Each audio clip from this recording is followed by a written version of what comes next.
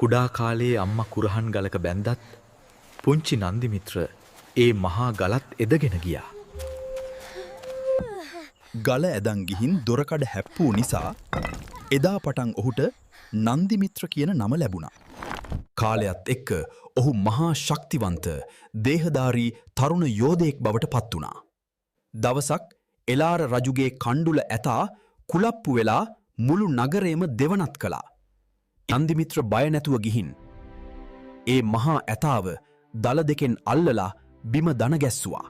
පස්සේ ඔහු දුටුගැමුණු රජු එක්ක එකතු වෙලා රට එක්සේසත් කරන සටනට බැස්සා.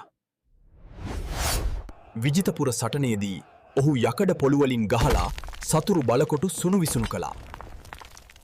මේ සිංහල ජාතියේ අභිමානය රැකපු මහා යෝධයෙක්.